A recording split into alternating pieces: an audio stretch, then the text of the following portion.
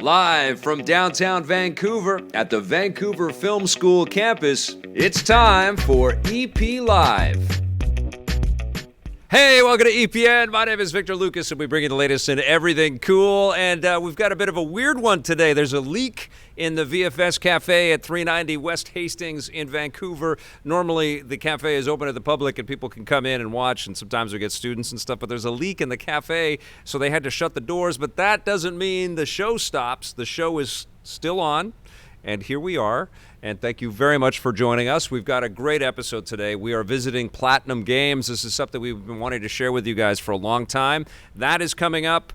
We've got reviews of the Touryst, which is a Nintendo Switch game, which I can't wait to tell you about, as well as some double and triple A ports that are on the Switch now that I also can't wait to talk about. But first, we've got a rundown to get to, and this one's going out to Karsten101, who says, I used to watch EP on TV, didn't know you were on YouTube now. I have subbed. Thank you so much, Karsten101. Please tell all your friends that used to watch EP on TV that here we are. Please go ahead and sub and like and share if you dig our content. We'd love that. Let's get started with Karsten's rundown. All right, at least one big PlayStation franchise is taking a swing at other consoles. Sony and the MLB have announced that starting in 2021, the PlayStation-exclusive Mlb the Show franchise will make the jump to additional console platforms beyond PlayStation.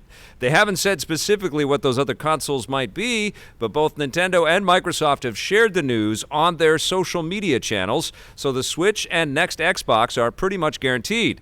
This will make Mlb the Show 21 the first big multi-console game published by Sony, at least since the original PlayStation was released back in the 90s.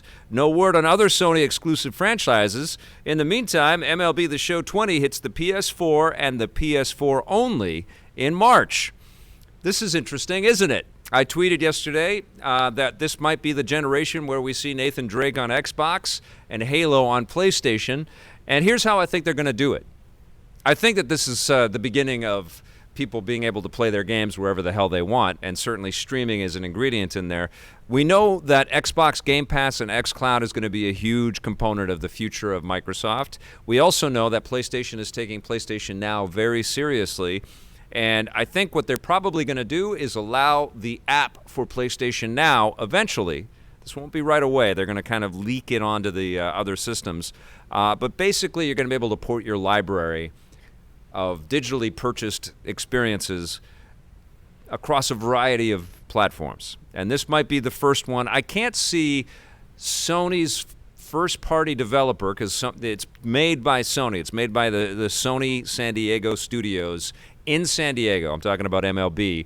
I can't see them buying development kits for the Switch and the Xbox. That's just such a weird thing for me to wrap my head around. I can see, though, Sony's engineers developing their streaming architecture to run on Switch and Xbox and Mac and PC and phones.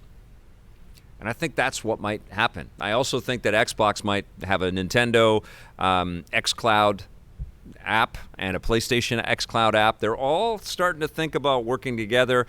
We're moving into an era where that brand around hardware that we purchase into is equivalent to a television set. It's equivalent to purchasing a Blu-ray player. The content will be accessible for us. It's not just about the Netflix equation. It's about taking our library wherever we want to go. The idea that locking a thing, a piece of code to a specific device, I think those days are not going to be around forever.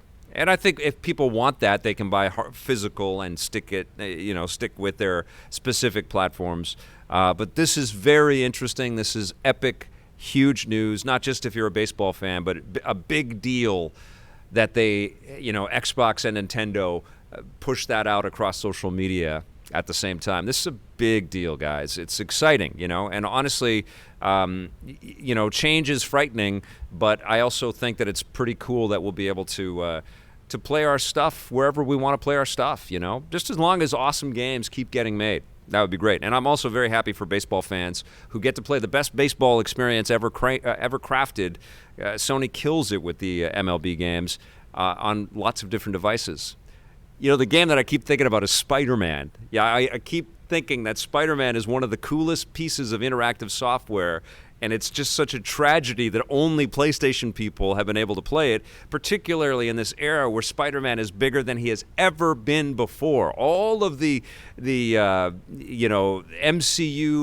information, the Oscars that Spider-Man Into the Spider-Verse won, all of that stuff, all of the hype around Spider-Man, and the only place you can play the best Spider-Man game ever made is on the PlayStation. Great for Sony, but unbelievably tragic for the billions of other people that don't have a PlayStation 4. Billions of other people.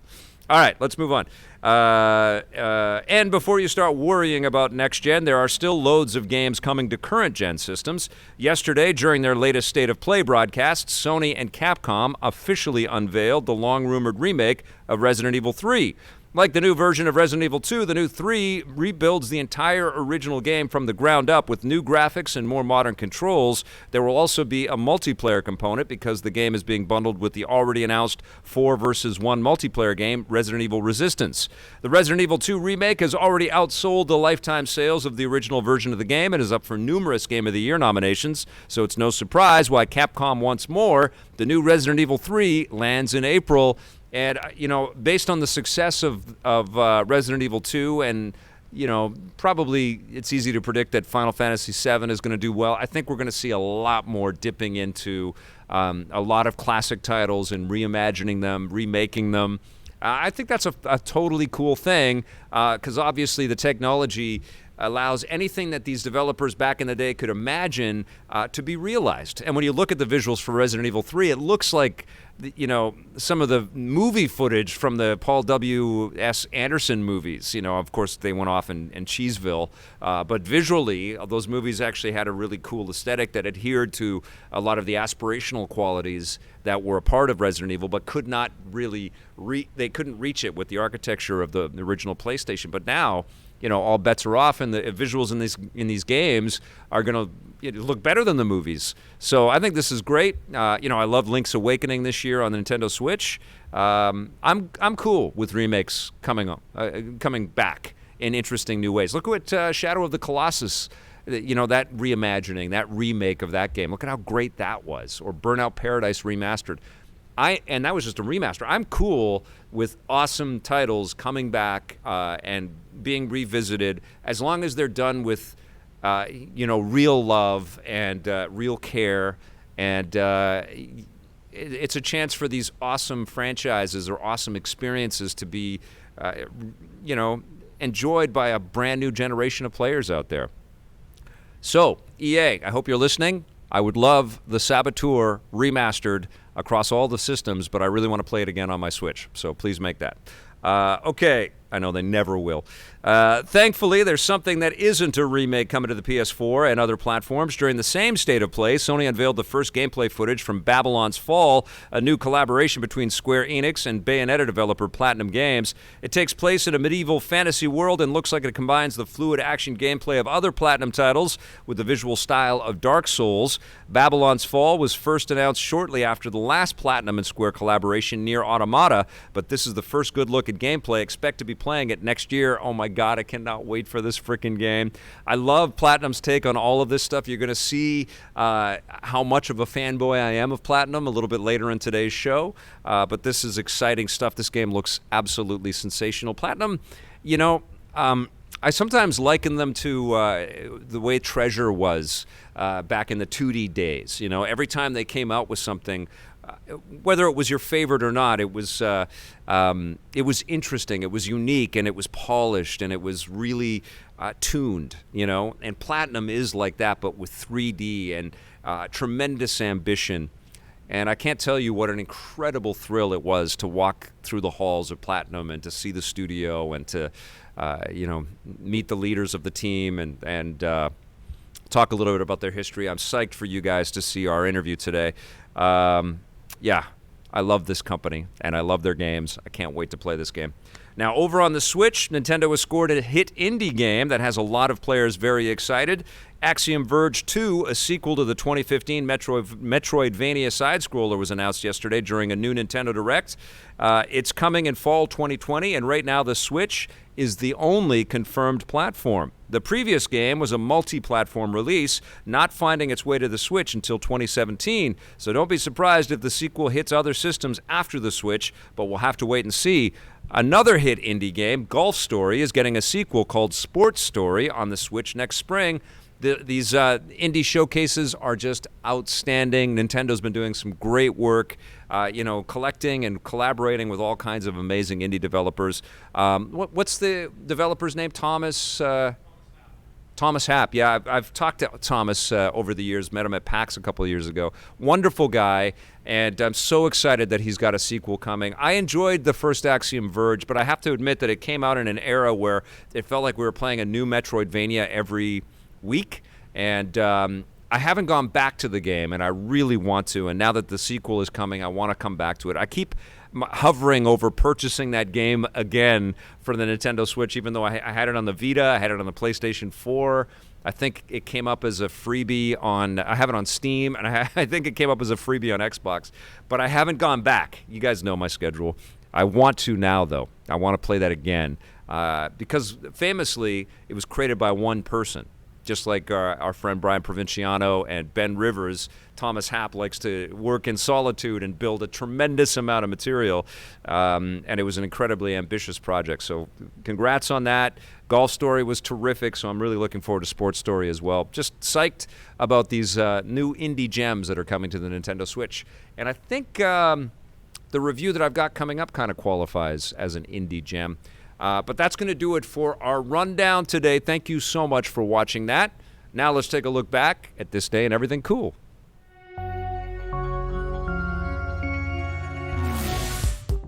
Welcome to This Day and Everything Cool for December 11th. On this day in 1999, Nintendo unleashed a double D-sized gaming innovation. The Nintendo 64 DD was released in Japan, serving as an add-on for the N64. Short for disk drive, the DD sat underneath and plugged into the existing console and allowed players to pop in magnetic discs. The discs had much more storage than traditional N64 cartridges, and they were also much easier for developers to work with and cheaper to manufacture. That didn't really help, though, because the 64 DD just didn't have enough games. It only launched with 2 titles, Mario Artist Paint Studio and the simulation game Goshin the Giant, and by the end of its run, it only had a meager 10 games. Another problem was that the DD was released so late into the N64's lifespan. It was originally supposed to land closer to the release of the N64, but numerous technical problems forced Nintendo to delay it more than 2 years. Because of all these problems, the 64 DD sold very poorly in Japan, so Nintendo scrapped plans for an international launch, and it was never officially released outside of its home country. The good news is that Nintendo used their learnings about disc-based gaming to create their next console, the GameCube. The Nintendo 64 disk drive. Oh my God, that brings back some memories. That's incredible. Great to see everybody here today. Cap Max Gaming, Mondo Blasto Zero, Jim Cole, Nuke China. That's a weird name right there, Nuke China. Ninja Sec and Chris Dugan, Dr. Gamelove, VR Grid. Hey. He's doing Fat Albert right there. What do we got here? Mark Ferrer. Blade Runner is in the house. That's awesome. Resident Evil 3 Remake will be more of an action game than Resident Evil 2, which is a good thing. Plus, the graphics look dope. Agreed on that. Patrick Furtado, great to see everybody. Listen, a Switch game came into my periphery, and it has overtaken my life, and I can't wait to tell you guys about it. Here's a look at the Touryst.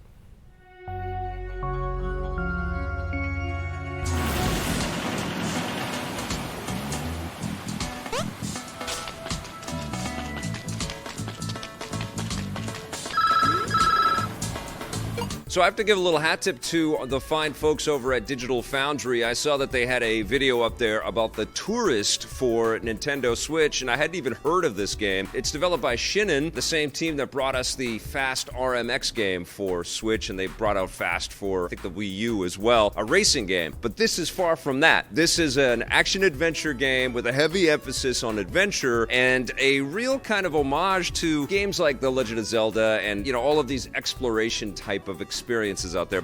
I was completely floored by this game.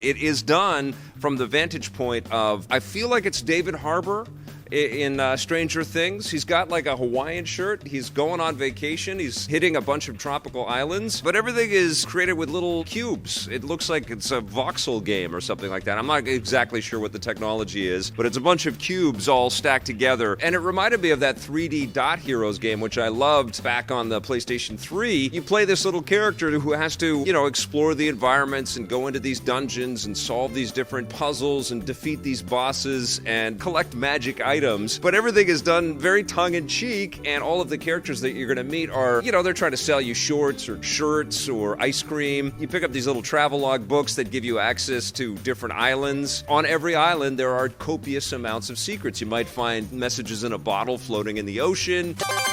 You might find coins as you learn to zip across the grass, and those will pop up out of the ether just like they do in Zelda. You eventually learn how to double jump and do some super cool things like visit an arcade and play actual in-game arcade games like a super pixelated version of Fast, which I thought was just genius. And then you've also got these super fun little arcade diversions, which you actually spend some money on to collect tokens that are used in the arcade. Everything is so tactile and so intelligent and so well crafted. I love the little surfing minigame that you got to do in this thing. I loved all of the interactions that I had with the different folks. I love being able to run up to a beach towel or a lounge chair and just press the lie down button and just chill out. I was playing with my nephew for part of this, and he just busted out laughing every single time I would press the lie down button and just chill for a bit. I thought that was just genius. I love the level design. I love that you learn how to scuba dive and you can go underwater and figure out how to access another monument. And then once you get into the monument, which is, I think, the real heart and soul of the game, you're trying to uncover the mystery of these islands and what all of these monuments mean. It becomes almost like a separate game, It becomes very Zelda-like, and you've got to, maybe bounce on a bunch of different objects and not fall to your doom or fall into some boiling lava or get defeated by some big snake monster or something like that. Definitely some cool challenges in there, like even in the arcade, you're trying to beat the high scores so that you can earn money from a competitor that's put his name all over everything. You'll run up to a kid that's controlling the quadcopter, and you'll take control of the quadcopter, and you've got to get to all of these different targets within a set amount of time. Everywhere you go, there's a little hook.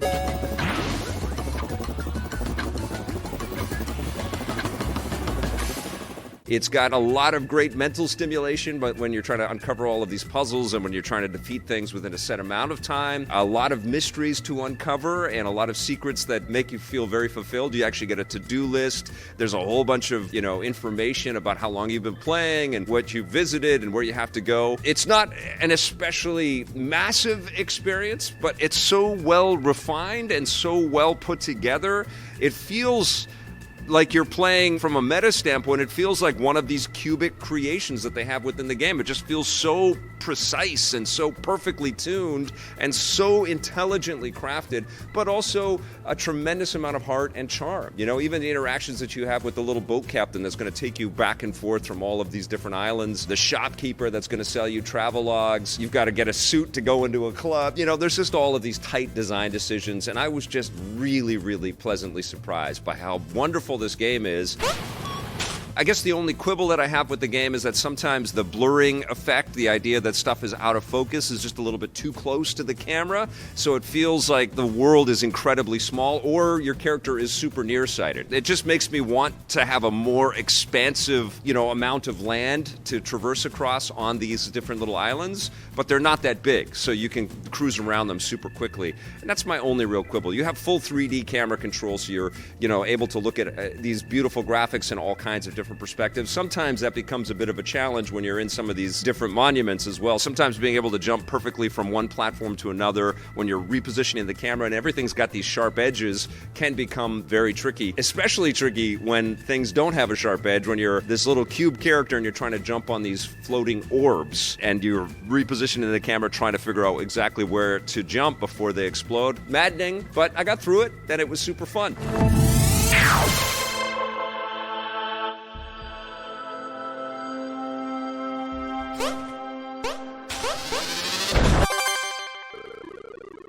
This is one of the best Switch games I've played in 2019. I feel like it's come so late in the day, a lot of people are going to completely ignore this title. Don't miss The Touryst. Maybe make this a fantastic holiday gift for yourself. I'm going to give The Touryst a 9.5 out of 10. It's one of the best Switch games of 2019. Okay, we are back, and we have got a bunch of Switch ports to talk about today. It's very easy to be a little cynical about the Nintendo Switch and say, it's just a Switch machine, it's just a port machine. That's all it is. There aren't lots and lots of games that are brand new to the system unless Nintendo has paid for them and they have made them. And you wouldn't be wrong in assessing the machine with that kind of narrow-minded viewpoint. However, when you look at the quality of these game experiences, and I think that in this industry we have a tendency to kind of move so quickly, we kind of forget how great some of these games that came out a while ago really are. The Nintendo Switch ends up being a phenomenal way to kind of get lost in some AA and some AAA experiences. And I've got 4 different ones that I would give a straight 9 to, all 4 of these games for various reasons, and they're very different experiences. I've got Alien Isolation, which has been remade by Feral Interactive. It's the Creative Assembly first-person survival horror game with some first-person shooter elements in there. It has a terrific port on the Switch. Also Final Fantasy XII, The Zodiac Age from Square Enix, which came out a while ago. I've been playing it and dabbling with it as I've been traveling around, but I haven't been able to kind of sit down and knuckle through a full review of the game. But I love that game when it came out originally, and it's wonderful to revisit the world. Johnny, what's it called? Ivalice? Oh, yes, Ivalice? Yeah, and I don't never know how to pronounce that. Yeah, but Ivalice. Johnny's here, by the way, because we've got a movie to go see tonight, so you'll see the review of that pretty soon. But it's wonderful to revisit the world of Ivalice again and to encounter all of the wonderful characters that are in Final Fantasy XII. Love that game. Also, really love Darksiders 2, which is an awesome hack and slash experience with an epic kind of scope and scale that may have been a little bit too large for the developer's britches and may have been a bit too ambitious, which maybe hurt a little bit of THQ's chances of survival on the first go-round. But it was great. The Darksiders series is fantastic. I just reviewed Genesis not too long ago. But Darksiders 2, I think, is the high watermark. And I was playing this on our trip to Japan on my Nintendo Switch Lite, and I can't tell you how wonderful it was to jump into that world again and to hack and slash my way through all kinds of incredible conflict. And the other game that I've been digging as well, and it just came out, is Assassin's Creed, the Rebel Collection, which includes Rogue and includes Assassin's Creed 4 Black Flag, and Aveline is in there. There's a bunch of Assassin's Creed adventures in there, but the big sort of marquee one, of course, is Black Flag, the pirate adventure, which was so massive in scale. So I've been completely transported every time I pop into these games. Yes, you're going to see some dated character models. Maybe some of these games don't run at a perfectly locked 30 frames per second 100% of the time. Maybe some resolution dips here and there when you're playing on television screens, but they run quite well in 720p. In the case of Alien Isolation, sometimes it gets a little bit dark and a little bit hard to kind of see all of the details when you're playing in portable mode. But in that specific case, they threw in all kinds of DLC. That's also the case in the Assassin's Creed collection. There's a whole bunch of DLC and bonus content in there as well. So you get full versions of these experiences. And in the case of the Final Fantasy XII, all kinds of quality of life improvements, the ability to switch jobs, and just tweaks to make the enjoyment that much easier, just to be able to jump into the story and to experience all of the fun that these games have to offer. They've been tweaked and polished. So you get the core stuff plus quality of life improvements plus DLC at a reduced price point. And so when you play these big titles like this, and all of them have their value and their There are different types of experiences. In the case of Alien Isolation, you are trying to stay alive while an alien, terrorizes you around a spaceship. You're connected to Ripley, and there's even some DLC where you can play as Ellen Ripley with Sigourney Weaver as the character model, which is pretty rad. But the storyline is lifted from computer screens and from playback audio. Everything is 4:3, and the aesthetics are so perfectly tuned and aligned with Ridley Scott's Alien. It's phenomenal. All of the tactility of the game too, where you're picking up devices to kind of, scan into things or hack into things. Really, really cool experience. Terrifying. I was, really kind of freaked out playing this thing with the audio up, the lights low, and here I am playing a super old game, but still effectively scared for my life. And the character models, yes, look a little hanky, and when we go into the cutscenes, it's like, okay, this isn't as impressive as 2019 standards are, but still a terrific escape. The escape is very different in Final Fantasy XII, which is all about expansiveness and battles with all kinds of different kinds of beasties and lots of character interaction and lots of relationships that you're constantly juggling and dealing with, and all of the different ways that you can approach these scenarios. It's a really, really wonderful, massive, awesome Final Fantasy story. John, where do you rank Final Fantasy XII? Pretty high. When I first played it, Yeah. I didn't like it, but over the years, I absolutely love it. It's a classic. It is a classic. Johnny says, it was very open world. It was definitely like a little overwhelming for a lot of folks. I loved it though. I love the ambition of it, and there's just a tremendous amount of joy in that game, and it's beautifully represented on the Nintendo Switch. It's crazy to me to play a game as big as Assassin's Creed 4 on the Nintendo Switch, especially in portable mode. When you zoom out on that map and you see all of the places you can take your ship to, and then you can dive underwater and fight sharks and, hunt down all kinds of evil scumbags and kill them and steal their stuff and save people and, also dig into the whole sci-fi lore. I always thought that this was a weird, incongruous Assassin's Creed adventure because it works so well as a pirate tale that it could have just been its own standalone deal. But, it is interwoven, and it's certainly not at the pedigree of Assassin's Creed Origins or Odyssey, but it's still one of my favorite action-adventure games that I've played. It's very memorable. And Rogue came out at the same time as Unity came out. Remember that Paris Assassin's Creed game that was loaded with microtransactions and pissed everybody off? Rogue was the last-gen game that was released for the PlayStation 3 and the Xbox 360 as Unity came out for the PS4 and the Xbox One. And Unity was a disaster that had to be patched like crazy. Rogue ran quite well, dealing with a lot of the same kinds of mechanics and scenarios that we'd already seen in 3 and 4, but a little bit of a different character, different storylines there. And also the other, like the Aveline storyline and I think it's the Freedom Cry or something like that. Different storylines, all worth your time, but you're going to be lost in that game for 200 hours because it's massive, and Assassin's Creed Black Flag is just so loaded with cool sort of tracks to go down. Very, very cool. And Darksiders, it's a bit weird to play as Death after, to play out of context. I don't.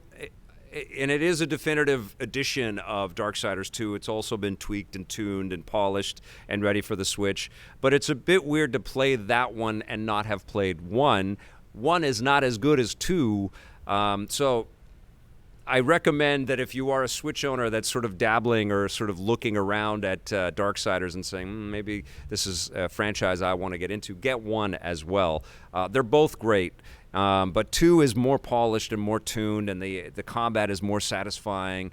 You're one of the 4 horsemen of the apocalypse, and you're dealing with demons and angels battling each other, and there's some epic sequences, massive bosses, crazy over-the-top voiceover work in here. You can tell everybody just had a blast making it. It is a terrific, terrific game. So there's a bunch of titles that I think augment a Nintendo Switch library incredibly well, particularly if you happen to have missed them the first go round. But here's what I I think about all of this. The Switch is becoming my favorite console of all time. It is a nice breadth of Nintendo exclusive stuff, and I know I'm constantly the guy that's always talking about the idea that you should be able to port your games to whatever system is in front of you, and I'm kind of looking forward to the idea of exclusives not really meaning the rigidity that they currently have today. But Nintendo is like a special secret side. They're going to be the last holdout on exclusives because they don't just make games, they make like toys that you can play forever, and they're like a toy factory. And their stuff is incredible. And then they also have all of this classic stuff with their NES and Super Nintendo stuff. And now it is also becoming an incredible repository of all kinds of awesome, AAA and AA ports that run good enough on Nintendo Switch. And as I dive deeper and deeper in my library, and my game list is getting huge on this machine, and this has been, I think, one of the strongest years that any game platform has ever had, period. In 2019, the Switch has killed it from January to December. There's been good stuff every single month. It's been unbelievable. But boy, does this underline that Sony dropped out of making portables way too soon, because all of these games that run so well on the Switch could have ran great on a Vita 2 that is basically a playable portable PlayStation 4. And it really underlines the value in being able to take your content with you and play these massive experiences anywhere. And I can remember, man, like playing the Vita, it was a great machine, but what I wanted to be able to do was play the exact game that I was playing at home anywhere I wanted to. And if I was on a flight or on a train or a bus or whatever, I'd be able to take that system or I'd be able to take that world that I was in and keep going with it. And the Switch allows you to do that, and it's sensational. And these games, they may feel like filler to you because you played them when they first came out, but for a lot of people, and you got to remember, there's new people coming into this space all the time, and the Switch could be the first machine for a lot of folks out there. They're in heaven because they're finding lots and lots of great little collectible titles like these ones on that platform, and they run exceptionally well. All things considered. Certainly, it's not state-of-the-art, but they're still ridiculously fun. So there you go. There's a bunch of fantastic double and AAA games that you could pick up for your Switch and have a big smile on your face because you did. Okay, you guys, we have a brand new 16-bit superhero title to talk about. Let's take a look.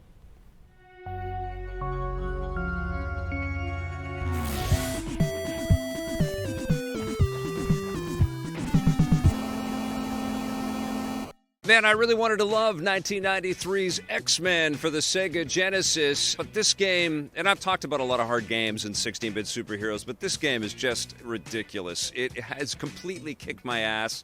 It is so infuriating. It is so cheap. This is a very, very difficult game.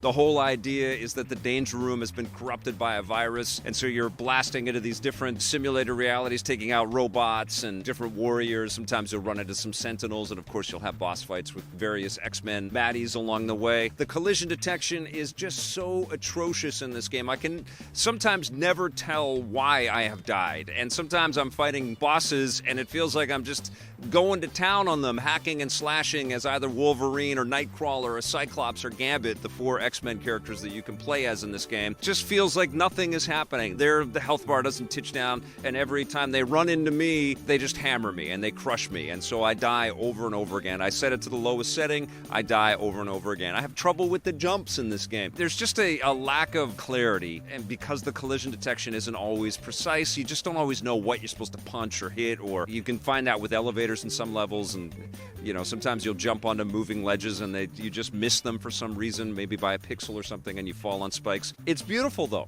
and I love the characters, and I love some of the level design, where you're going into the background and into the foreground. There's enough sort of visual elegance and sort of beautiful sprite work in this game that you're going to want to play through this stuff, and there's some interesting story threads in there. Music is kind of cool and funky as well.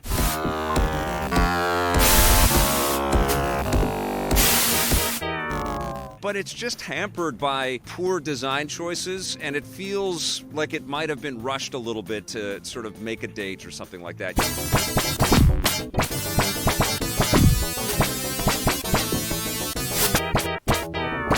You know, there is definitely an enjoyment here, and this is another one of these 16-bit superhero titles that I've kept going back to see if my skills have improved, because I feel like as I'm playing more and more of these, I'm starting to get into the vibe of what it was like to play a 16-bit game.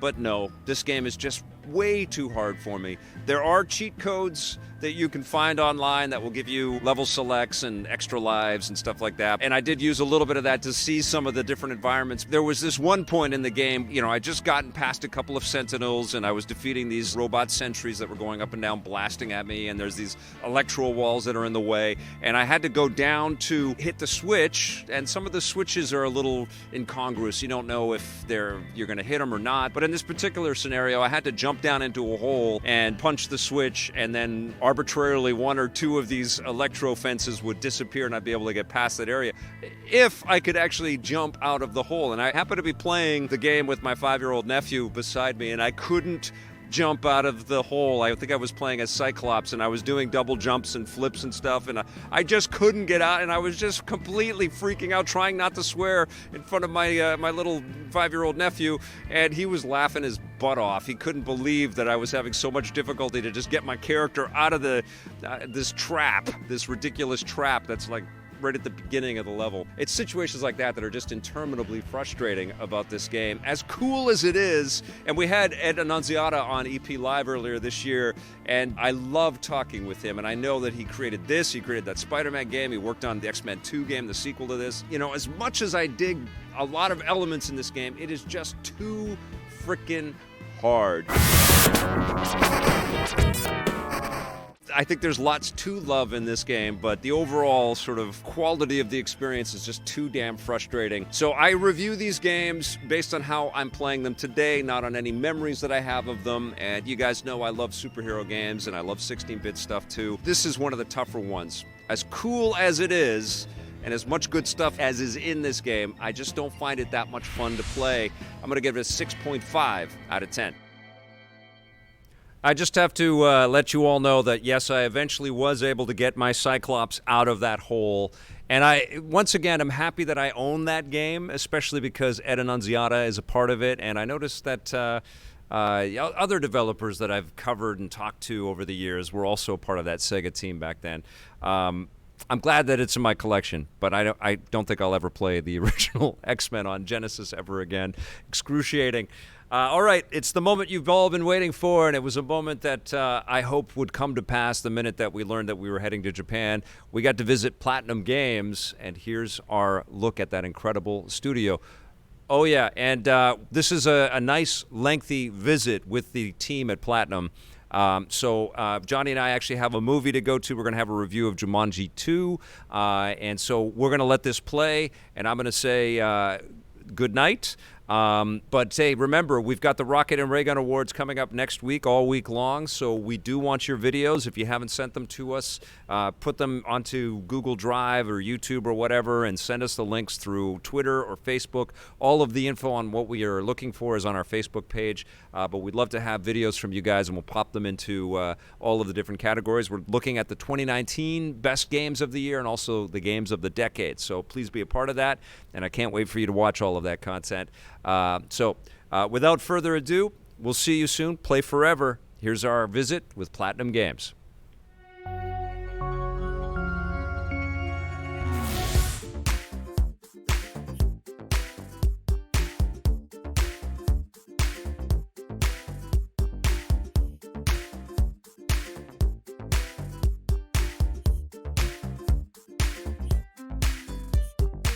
Inaba-san, what was your inspiration? What brought you into games? What made you want to be a game maker? 昔子供の頃ですね、12歳ぐらいだと思いますけど。So it was probably I was around 12 years old, and what you would now call a PC. My friend had one. And of course, at the same time, there were like different arcade games and stuff that you could play at the arcade. But being able to play a game at someone's house was mind-blowing at the time. And then when I found out you could actually program, make your own games using this PC device, was such an inspiration to me as a child that I very quickly poured all my time and energy into making my own games, into programming, into learning that craft. And ever since then, I've always wanted to work on games. When did you decide that Platinum was going to be your new direction and you wanted to create this company? It wasn't actually I that formed the company. That initially was Inaba-san and some other people. And Inaba-san said to me, hey, we're going to be doing this new company. We'll be able to do a lot of new, cool, and creative things. We'd really like you to be a part of it. So him inviting me was the core reason why I decided to join. And certainly the idea of having more creative freedom, of a whole new world of game development was one of the most exciting, appealing things that probably made me want to join the company. You had team members and colleagues that had, security, working with big companies like Capcom, and working on big franchises and launching big things. I'm wondering how it was received by your peers and your friends working in the video game community in Japan when you were going off on your own and going independent and launching this brand new studio. Were you nervous telling the world? I remember the San Francisco event when you came to tell us all about Bayonetta and the launch of PlatinumGames. Were you nervous, or did you feel like everybody was excited and supportive? How was it for you back then? なかなかハードなこと聞くな。でも心配があったかどうかでいうと、それはもちろん。So, of course, leaving the comfort of a large publisher and then starting your own independent company can be very scary. And there's lots of different fears. There's the fear of what if we make a game that doesn't sell or people don't like. There's the fear of what if the company goes bankrupt. And there's all these talented creators that we have to feed and that have families, and now they're out on the street. All of those pressures, those anxieties, those fears, you definitely feel whenever you start a new endeavor like a new independent developer, certainly in Japan. However, trying to play it safe just doesn't work in the game industry. If you're somebody that wants to rid yourself of anxiety and you want to rid yourself of fear and you just want a stable, safe, happy job, you shouldn't be in games. That's the long and short of it. So that's a part of the risk that comes with making video games, is you have to put yourself out there. And there was never a time, even considering all the different things that could go wrong or the fear that I had, that this wasn't the choice that we absolutely needed to make. So, there'll always be those fears that you have to deal with, but you have to take risks in order to be able to achieve something great.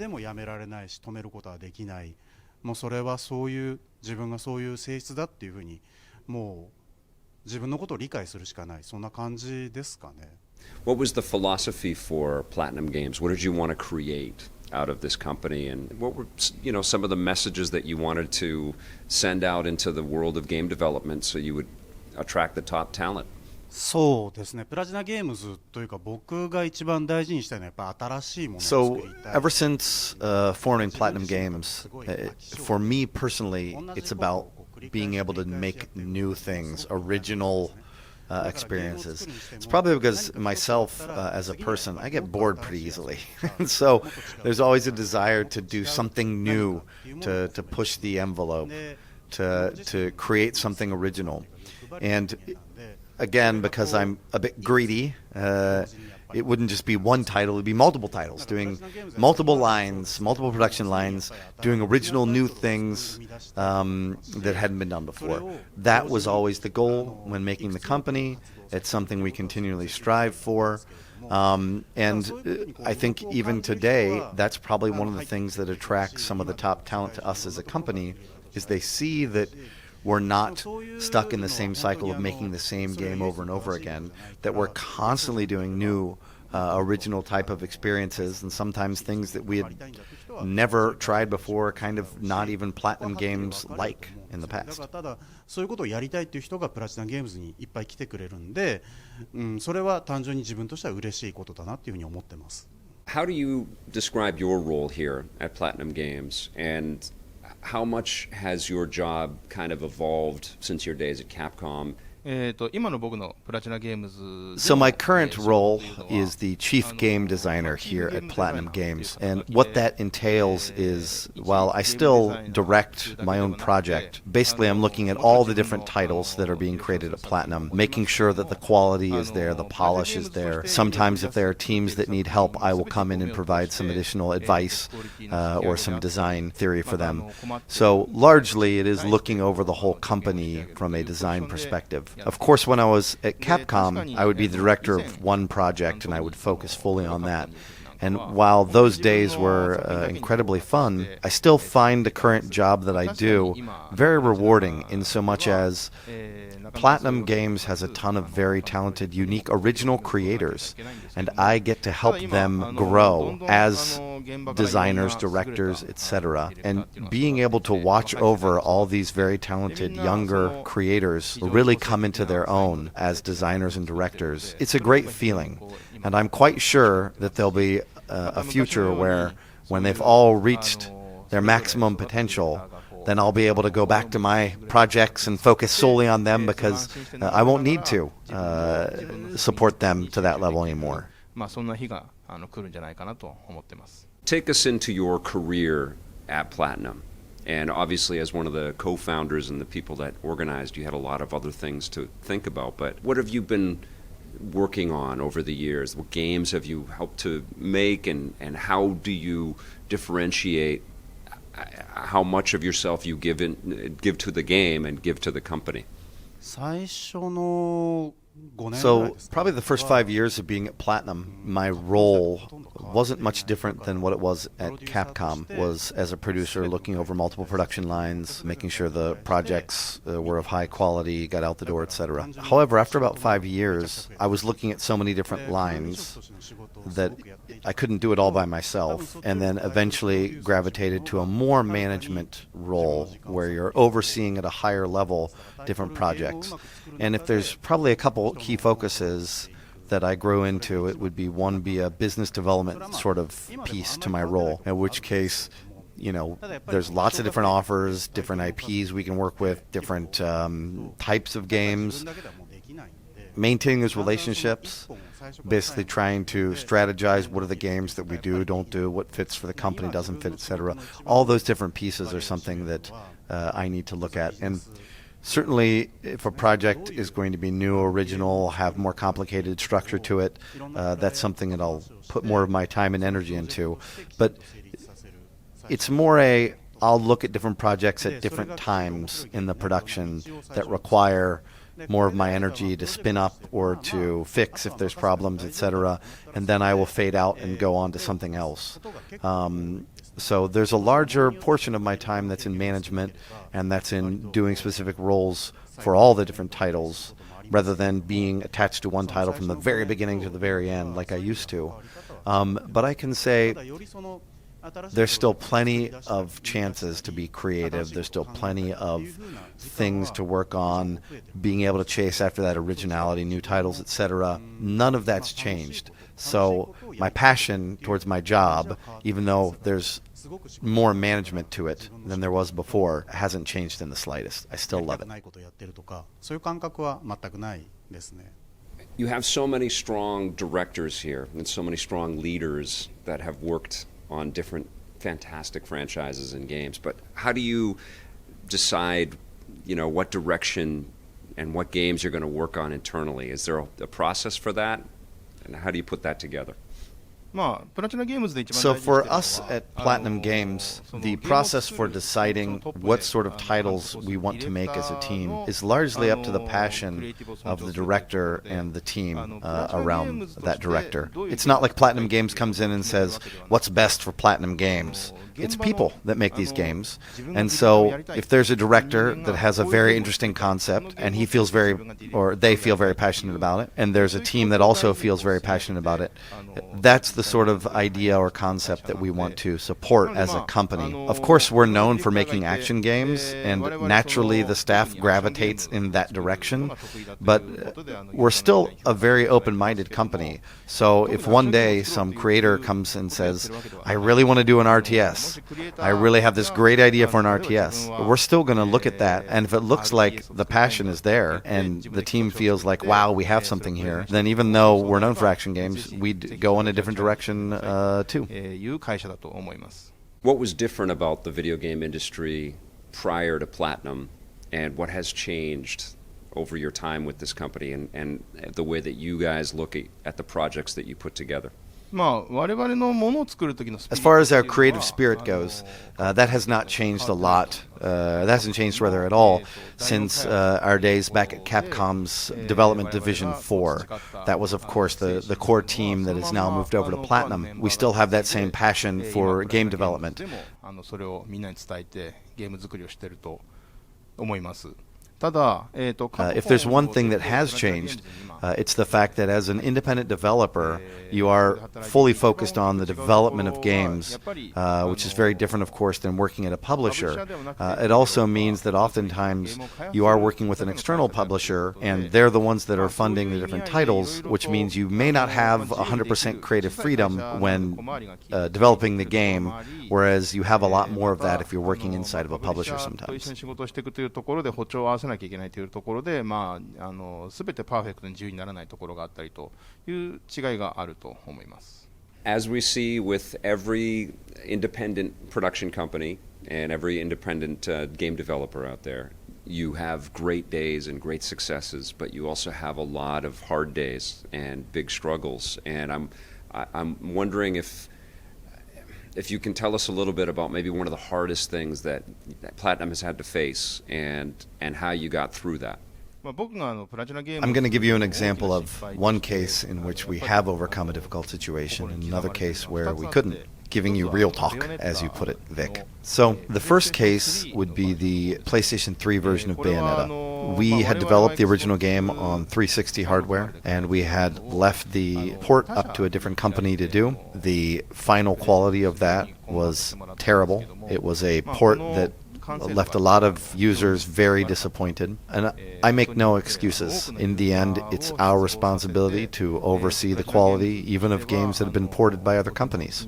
And when that port was not great, that responsibility falls on us. But it led us to grow as a company, in so much as we now have a much higher dedication to quality, to working with different partners, to making sure that sort of thing doesn't happen again. Because in the end, it's a relationship with the consumer, with the fans, that support our different work, and we need to make sure that we don't disappoint them, no matter what version of the game that comes out.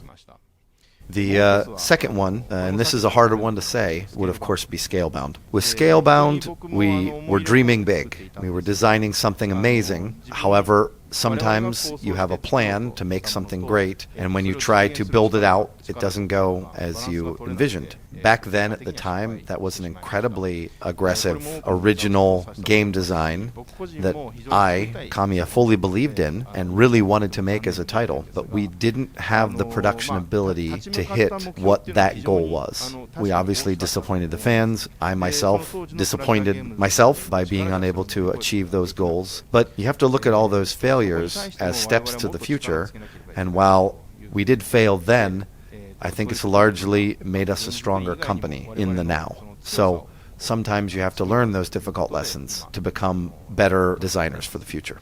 So Platinum has already built a great collection of titles, and I have to ask, what was your favorite game that you worked on directly? What was your favorite game that you didn't work on directly, that one of your other colleagues kind of supervised?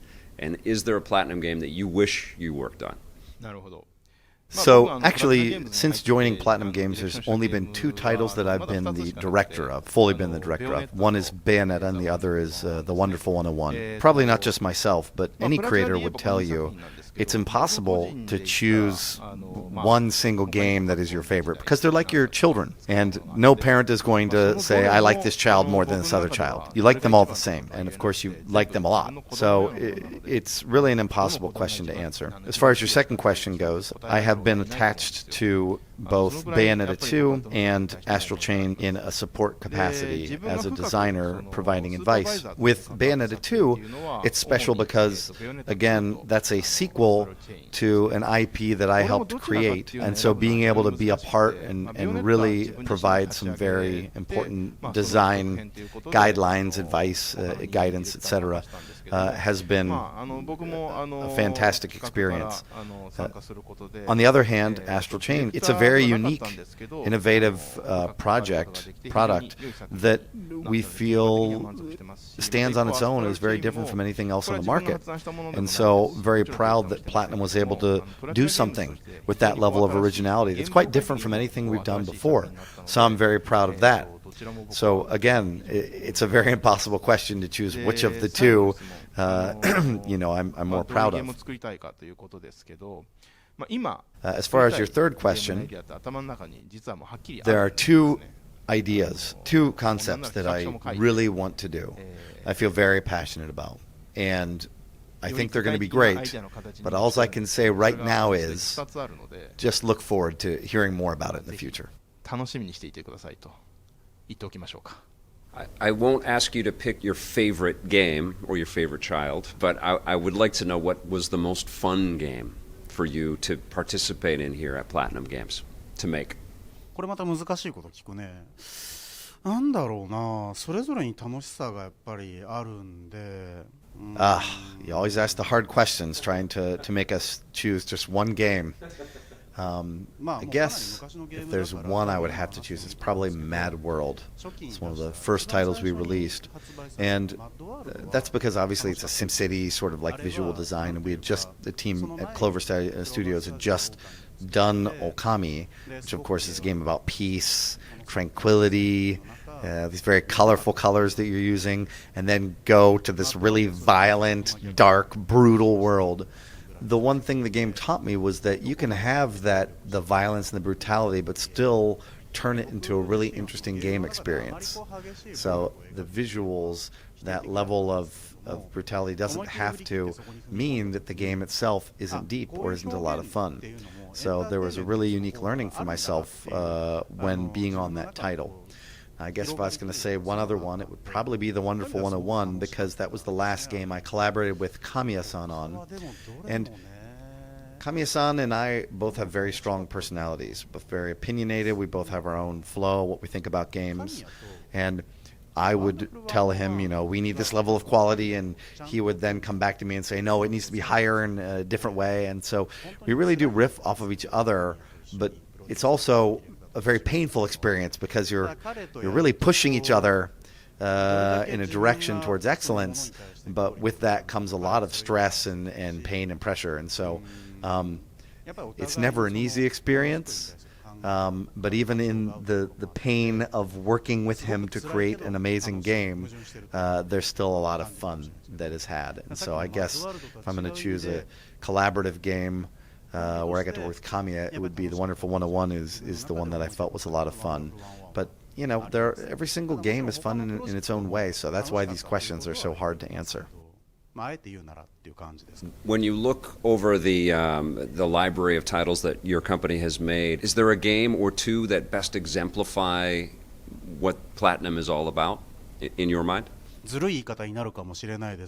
Maybe this sounds like I'm cheating as far as a response goes by not choosing a specific title. But for us, since we're always about pushing the envelope, since we're always about doing something new and creative, and always growing and evolving our different games, for me, I think the next game, and then the next game after that, and then the next game after that, in any given point in time is going to be symbolic of what a Platinum Games game is, of what the soul of the company is. So since we're ever evolving, always changing, it's the future that is going to be most symbolic of who we are. Platinum is a legendary game company now. It's legendary. And you've earned it every step of the way. I mean, every release has been just incredible. it's just been phenomenal to watch that growth and that progression. And as a fan, as a player, it's just been wonderful. But I'm wondering if, because you're clearly someone that loves video games. First of all, why? Why do you love making video games? What is it about this medium that makes you so excited to participate? I've always wanted to create games ever since I was a child, but I think probably one of the key turning points was I was 12 or 13. I was reading the predecessor to Famitsu called Famimaga here in Japan, and they had a crosstalk interview between Miyamoto-san, Miyamoto Shigeru, and Endo Masanobu-san, who of course created Xavius, and I was impressed by the fact that it was people that were making games. Up until then I was playing games as an end user and just like, wow, these games are fun, but this really showed that behind the curtain, the creative curtain of making these games, it was the people that were actually developing them. That, for me, really pushed me in the direction of very seriously, looking at games as developed by people and myself being a part of that. That philosophy kind of still influences me today, and by that I mean, if you look at how an end user or a fan plays a video game, if they play a game that disappoints them, then you've basically created a disappointing memory for them through the game that you made. However, if you create something that they really love, that's fun, you can potentially give them a really great experience and a great memory to have. Very much like myself as a child playing those games. And so, for me, the core to my philosophy of game design is, if I was playing this game as an end user, would this be creating fun for me, or would this not? And so I feel that designers have to always look at that perspective. Isn't it funny that the game industry continuously needs to remind itself that people make video games? And we see this transition happen a lot where a publisher or a big game company gets bigger and bigger and reaches success, and then the people inside, the developers, say, well, wait, we are the people making it and we want to have a little more respect, and then they decide, nope, we're going to go off and start our own company. And we see that happen again and again. Platinum is so revered among the industry. If you ask a lot of game makers and a lot of game players who one of their favorite developers are, they're going to say PlatinumGames. But I'm wondering who you would say. Who is your PlatinumGames? Who do you like that is making video games on a consistent level at a quality that you really appreciate?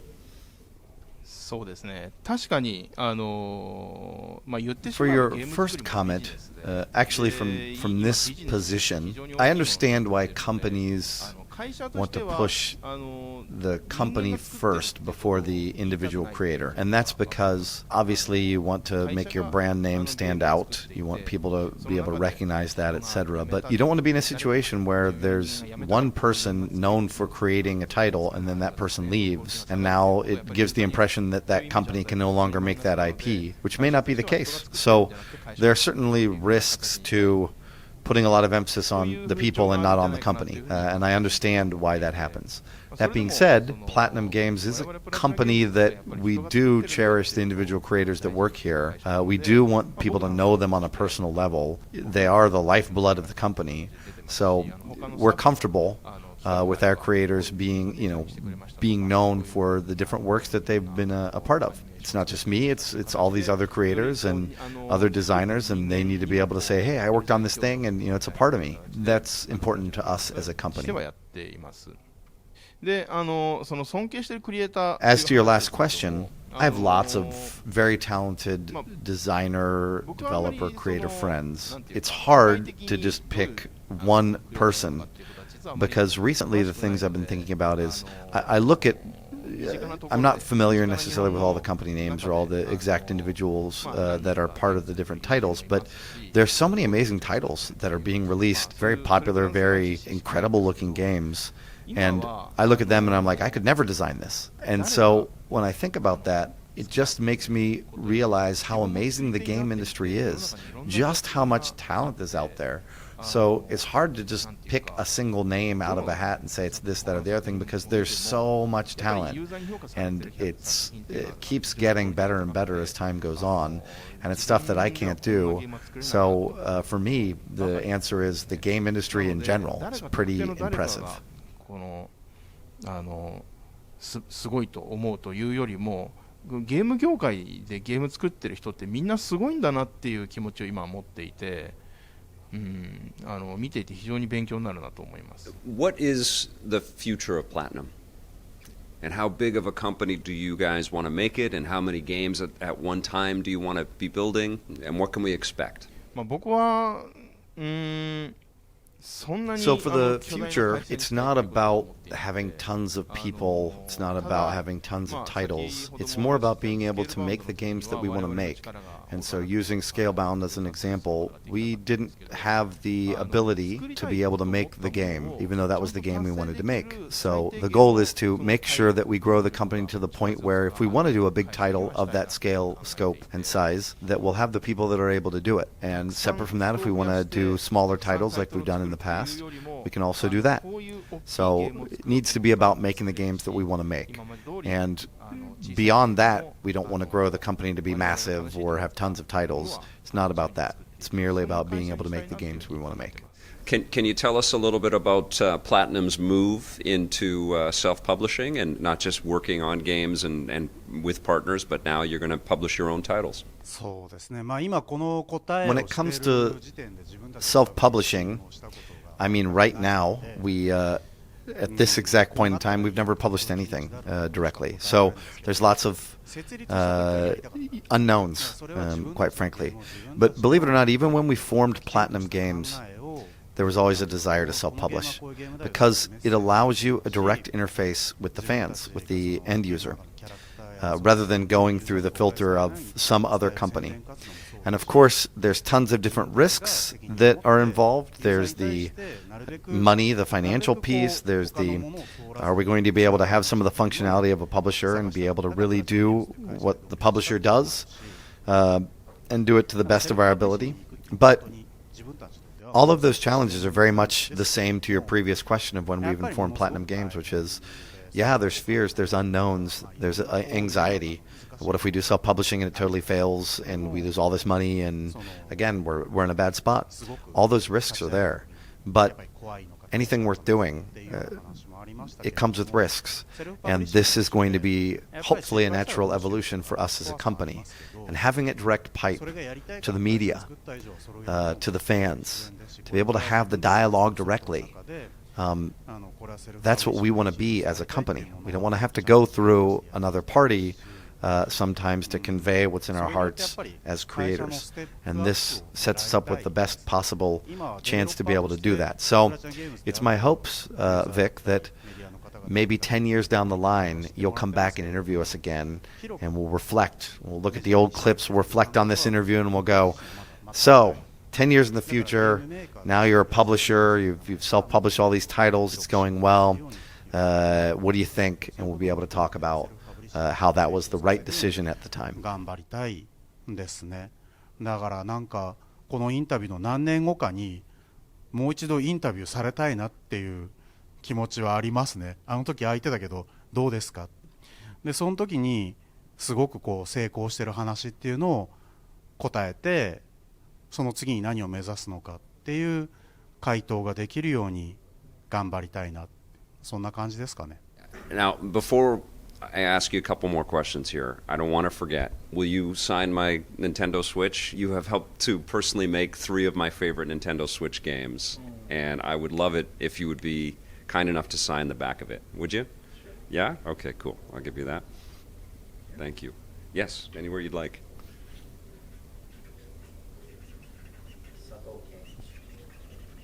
Look at how cool that looks. That looks amazing. I love it. That is so cool. Look at that. That looks amazing. Thank you very much. Now, I noticed as we were walking around the halls, you have some very young game makers here. And the reputation of Platinum is very high. So what kinds of people do you look for when what makes them right to be a Platinum employee?